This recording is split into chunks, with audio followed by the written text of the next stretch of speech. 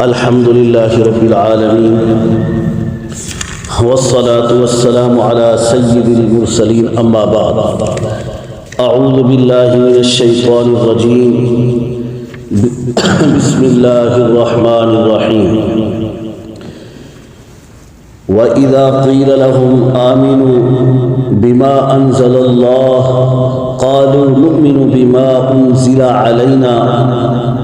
ويكفرون بما وراءه وهو الحق مصدقا لما معهم قل فلم تقتلون أنبياء الله من قبل إن كنتم مؤمنين وَإِذَا قِيلَ لَهُمْ آمِنُوا قرآن پاک جب نازل ہو رہا تھا جبرائیل امین وحی لا رہے تھے اللہ کے پیارے حبیب صلی اللہ علیہ وسلم اسلام کی دعوت دے رہے تھے لوگوں کو اس وقت میرے نبی نے یہودیوں سے بھی فرمایا کہ تم ایمان لے آؤ وَإِذَا قِيلَ لَهُمْ جب کہا گیا ان یہودیوں سے کہ تم ایمان لے آؤ بما انزل اللہ جو اللہ کی طرف سے نازل ہو رہا ہے یعنی یہ قرآن اس پر تم ایمان لے آؤ قالوا وہ یہودی کہنے لگے نؤمن ہم ایمان لا چکے ہیں بما انزل علینا اس چیز پر جو ہم پہ نازل کی گئی ہے یعنی تورات پر ہم لا چکے ہیں ہم اسی کے پابند ہیں وَيَكْفُرُونَ بِمَا وَرَاءَ اور ہم دوسری چیزوں کے انکار کریں گے اس کے علاوہ جو بھی آئے گا قرآن ہو کوئی بھی چیز ہو ہم نہیں مانیں گے ہم تورات پہ ایمان لا چکے وہ ہم پر نازل ہوئی وَهُوَ الْحَقُّ مُصَدِّقًا لِمَا مَعَهُمْ اور وہ تو حق ہے یعنی قرآن جو ہے یہ تو حق ہے مصدقا لما معہم اور اس کے اندر تصدیق ہے تورات کی بھی کہ وہ سچی کتاب ہے تو اللہ فرماتے ہیں قل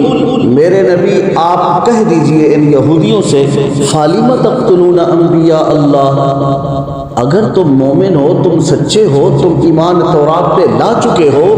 تو فَلِمَ تَقْتُلُونَ أَنْبِيَاءَ اللَّهِ تم مجھے یہ بتاؤ کہ انبیاء کو تم قتل کیوں کرتے تھے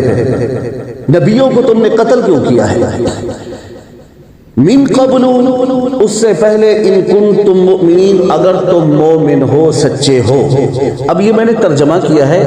مختصر اس کا خلاصہ اور تفسیر یوں سمجھیں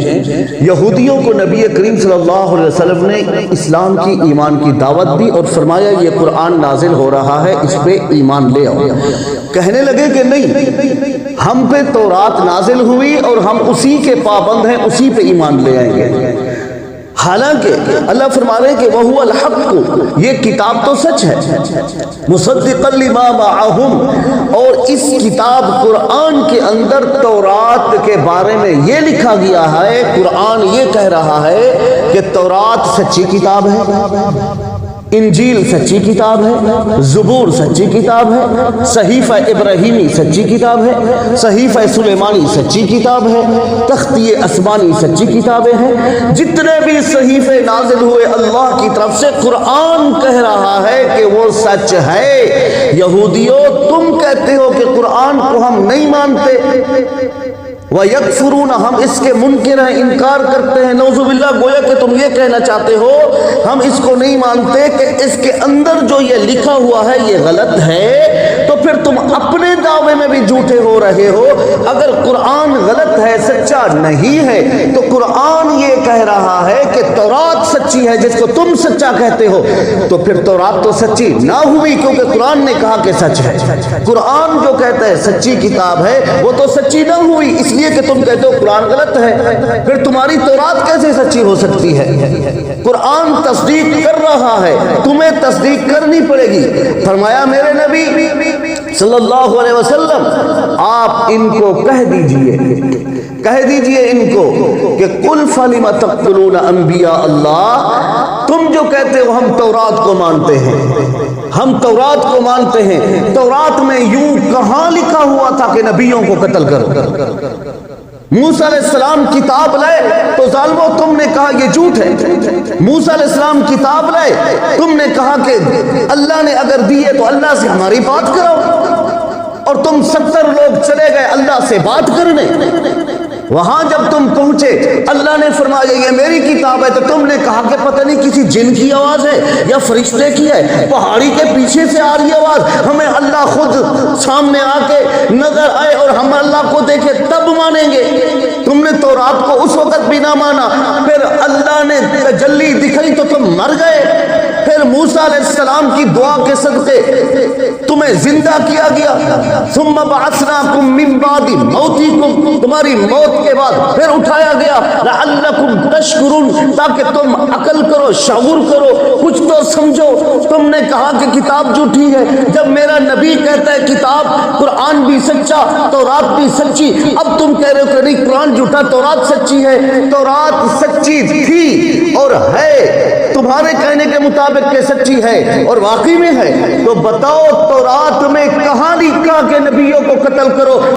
تم نے تو نبیوں کو قتل کر دیا ہے، کتنے انبیاء کو تم نے قتل کیا، کتنوں کو تم نے ستایا، تڑپایا، تم نے جھٹلایا۔ فَفَرِيقًا كَذَّبْتُمْ، تم میں سے کچھ لوگ جھٹلاتے تھے، وَفَرِيقًا تَقْتُلُونَ، کچھ تم میں سے نبیوں کو قتل کرتے تھے۔ فَلِمَ تَقْتُلُونَ أَنْبِيَاءَ اللَّهِ، تم بتاؤ اللہ کے نبیوں کو قتل کیوں کرتے تھے؟ پھر اگر کتاب تورات سچی ہے تمہارے کہنے کے مطابق، یعنی سچی تو ہے، اللہ یہ فرما رہے ہیں تم جھوٹے ہو، ابھی بھی تورات پہ تمہارا ایمان نہیں ہے جس طرح قرآن پہ ایمان نہیں ہے۔ اگر تورات پہ ایمان ہوتا تو پھر تورات یہ کہہ رہی ہے کہ کالی کملی والا پیغمبر سچا ہے اور آخری رسول ہے، نبی آخر الزمان ہے، قرآن سچی کتاب ہے، یہ تورات بتا رہی ہے۔ تم اس بات کو کیوں نہیں تسلیم کرتے؟ اللہ فرماتے ہیں من قبل ان کنتم مومنین، اگر تم مومن تھے، سچے تھے، تو تم مان لیتے نا نبیوں کی بات، تم انہیں قتل نہ کرتے۔ ابھی بھی تم سچے ہو، کہتے ہو تورات سچی ہے، تو تورات نے میرے نبی کی تصدیق کی ہے، تورات نے میرے نبی کی نبوت کا اعلان کیا ہے، تورات نے میرے نبی کی رسالت کا اعلان کیا ہے، تورات نے میرے نبی کی نبوت کی صفات بتائی ہیں، تورات نے میرے نبی کی نبوت کی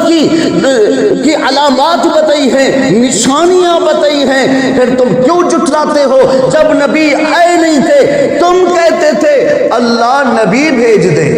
اللہ نبی بھیج دے، جب وہ آئے ما عرفو، تم نے بھی پہچان لیا، کفرو بھی، پھر تم منکر ہو گئے۔ پہلے تو تم دعا کرتے تھے، وہ آئے تم نے پہچانا، پتہ چلا ہمیں کہ کوئی مسئلہ نہیں ہے تمہیں، نہ تمہیں قرآن سے مسئلہ ہے نہ کسی اور بات سے مسئلہ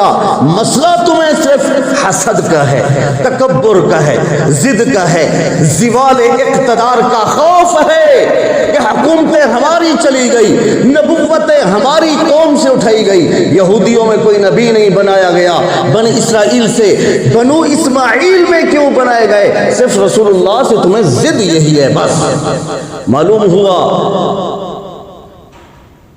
ایمان ماننے کا نام ہے، بات سمجھ میں آئے یا نہ آئے،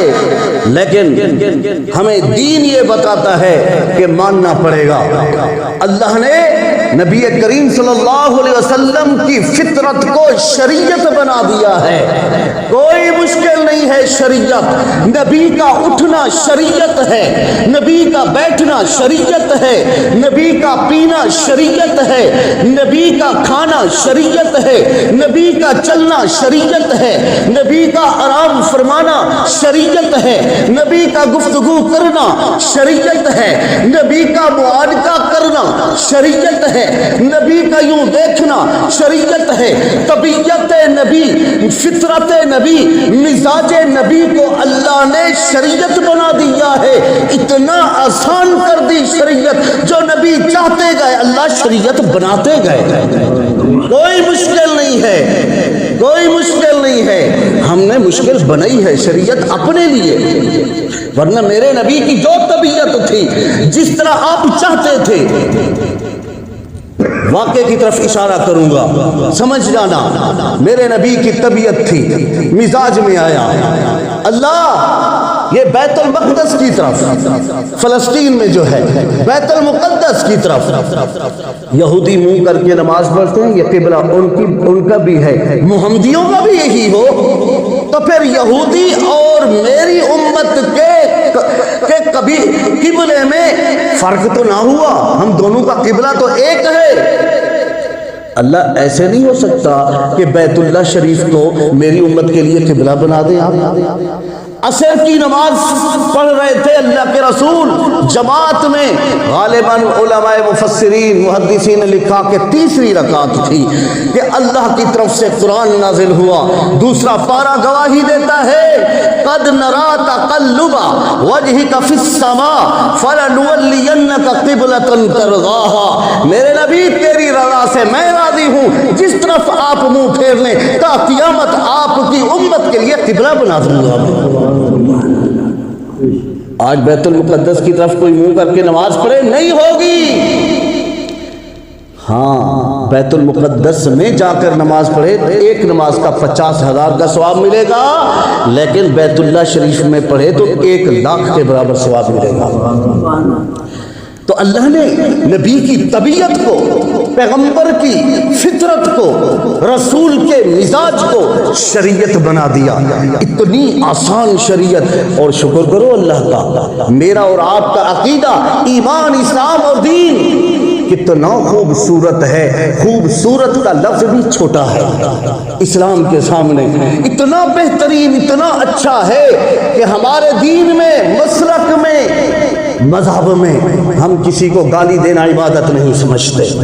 ہم نہیں کہتے کہ فلاں رسول کو نہیں مانتے، ہم نہیں کہتے ہم اللہ کو نہیں مانتے، نہیں کہتے کہ فلانی کتاب کو نہیں مانتے، فلانے فرشتوں کو نہیں مانتے، اولیاء اللہ کو مانتے ہیں، ہم بزرگوں کو مانتے ہیں، ان کے جوتے ہمارے سروں کا تاج ہیں، ہم تمام انبیاء کی نبوت و رسالت کا اقرار، آمنت باللہ، ہم ایمان لاتے ہیں اللہ پر، وہ ملائکہ اور اس کے سارے فرشتوں پر، وہ کتبی ہی ساری کتابوں پر، وہ رسولی ہی سارے نبیوں پر،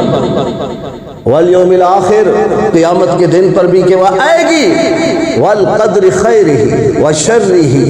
اچھائی اور برائی اللہ کی طرف سے ہے، اس پر بھی ہمارا ایمان، من اللہ تعالی والبعث بعد الموت، اور مر جانے کے بعد قیامت کے دن اٹھائے جانے پر بھی ہم ایمان رکھتے ہیں۔ یہاں پہ ایک اعتراض کا جواب دیتا ہوا چلا جاؤں، کوئی کہے کہ اچھائی اللہ کی طرف سے ہے تو برائی بھی اللہ کی طرف سے ہے، اللہ اچھائی کا ثواب لکھتے ہیں تو برائی کا تو نہیں لکھنا چاہیے کیونکہ وہ بھی تو اللہ کی طرف سے ہے۔ علماء کرام نے لکھا نہیں، اللہ نے اختیار دیا ہے کہ تم کرو یا نہ کرو، مرضی تمہاری ہے۔ گویا کہ اللہ نے دو سڑکیں بنا دی، راستے بنا دیے، یہ پکا راستہ ہے، یہ کچا راستہ ہے، کسی کی مرضی پکے پہ چلا جائے یا کچے پہ چلا جائے، جو پکے پہ جائے گا عافیت کے ساتھ ہے، پکے پہ جائے گا رسول اللہ کی اطاعت پر ہے، کچے پہ چلے گا شیطان کے پیچھے چلا گیا، اللہ نے پکڑ کے زبردستی تو نہیں ڈالا نا وہاں پہ۔ باقی اللہ کے علم میں ہوتا ہے، استاد شاگردوں کو پڑھاتا ہے، استاد کو پتہ ہوتا ہے کتنے پانی میں ہے، پیپر ہونے سے پہلے پتہ ہوتا ہے کہ پاس ہوگا یا فیل ہوگا، حالانکہ شاگرد لکھتا ہے، استاد کو پہلے سے پتہ ہے، بندوں کا اللہ کو پہلے سے پتہ ہے، جس طرح شاگرد کو نہیں پتہ میں پاس ہوں گا یا فیل، بندوں کو بھی نہیں پتہ پاس یا فیل۔ ہاں یہ ضرور ہے، شاگرد کو پتہ چلتا ہے میں پیپر غلط لکھ رہا ہوں، بندے کو پتہ چلتا ہے میں نماز نہ پڑھ کر غلطی کر رہا ہوں، جھوٹ بول کر غلطی کر رہا ہوں۔ اس لیے میرے بھائیوں،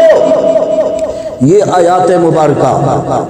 سورۃ البقرہ کی آیات نمبر 91 پیغام دے رہی ہے کہ ضد نہیں، ماننا سیکھو، ضد نہیں، ماننا سیکھو، رسول اللہ کو صرف نہ مانو، تعلیمات نبوی پر عمل کرو،